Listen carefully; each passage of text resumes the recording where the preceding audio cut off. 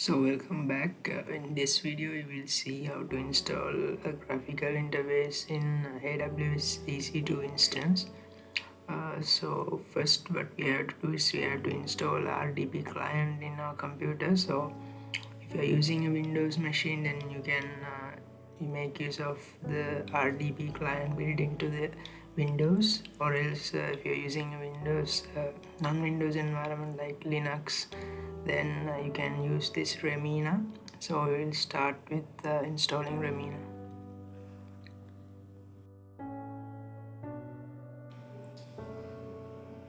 One thing to note that we can't install Remina right away by showing the command, so it's not available through the default repository.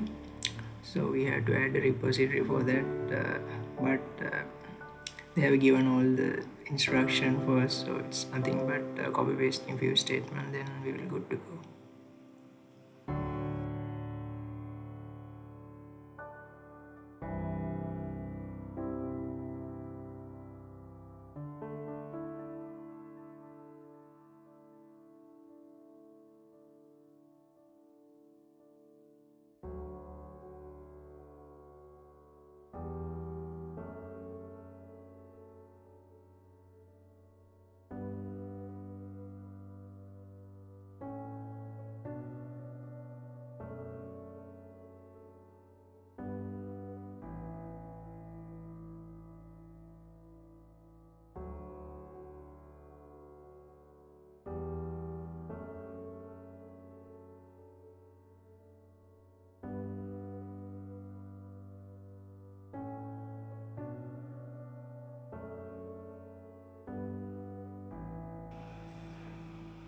So the installation is done. Let's go ahead and verify that.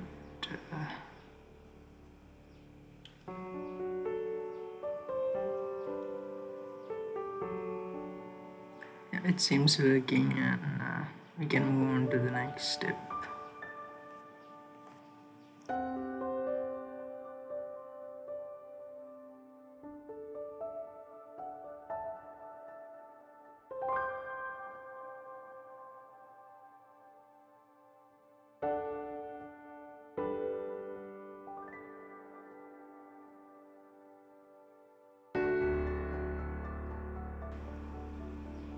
Step number 2 is to create an instance. For this I will use Ubuntu AMI. Let's launch one. Here we have a couple of options.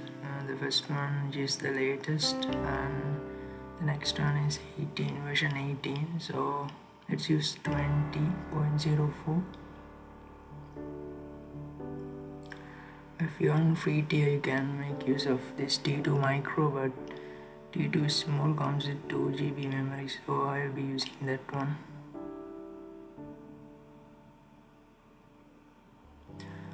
And here these options, you can leave it default if you want. In case if you want to attach anything, you can do that as well, but for my case I will leave it default. Let's double check. Okay.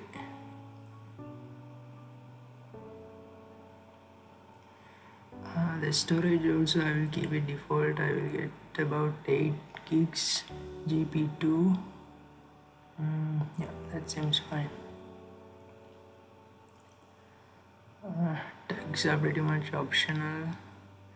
So here I have to add another entry for RDP. Let's set that. And yeah, here also we have to allow it from anywhere.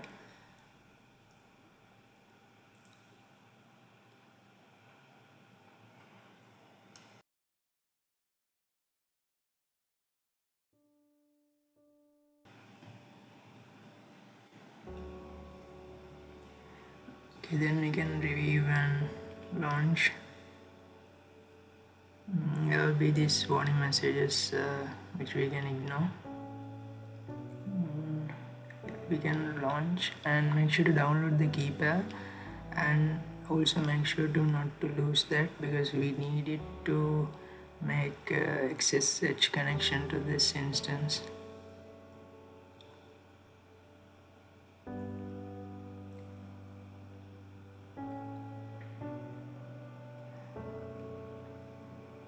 So that's it. It might take some time to get things up and running, but yeah, that's it. In the next video we will see how to do SSH connection and continue with remaining configuration.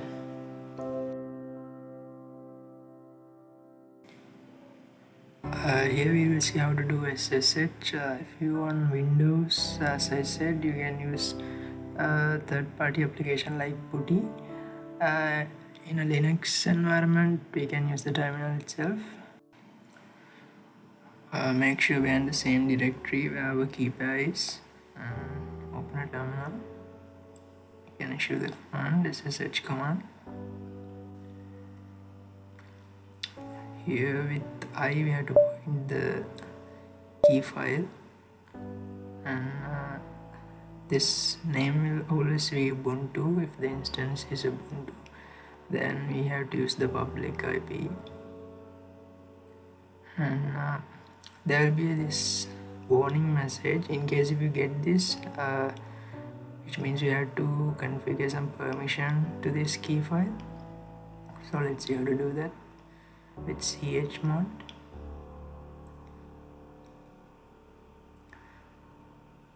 Usually 400 will allow only the owner to access the file. So now yeah, that's working. Just to confirm that we are in the instance. So yeah, we are in the instance right now. So we can issue our commands from this point onwards with this terminal.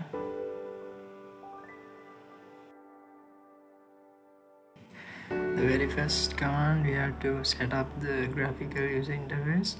So by default, none of these AMIs comes with graphical interfaces, or it might take some time because you have to download like a lot of libraries for this. So it will depend on the internet connection as well. So I will go with LXDE. I think it's worth of about 1 GB files. So I will let it running and I will get back to you once it's done.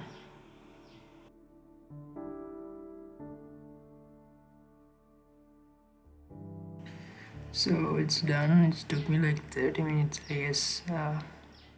Let's continue. Here we have to select the default display manager. Let's use light.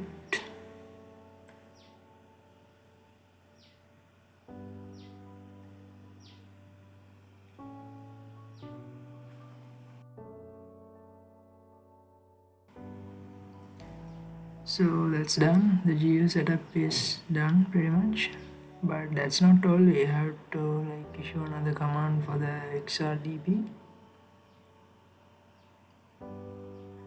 Let's install that one.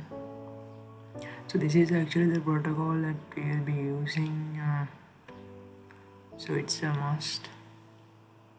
So unlike the previous one, it's not a huge one. It will complete within a couple of minutes.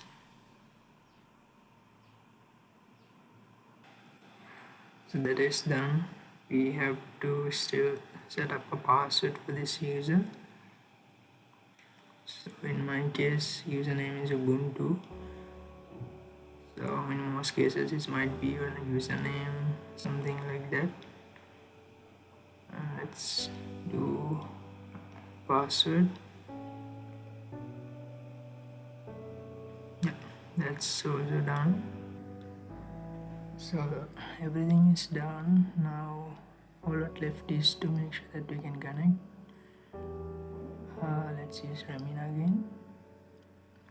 For this, we can use the public DNS for the connection.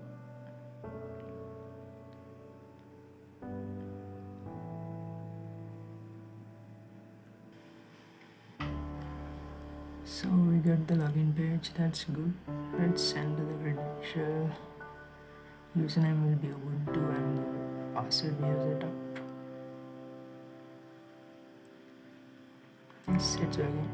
So now that we have a usual graphical interface running on EC2 instance, so here onwards we can use it as a normal machine, and we can use the GUI to install and make use of it.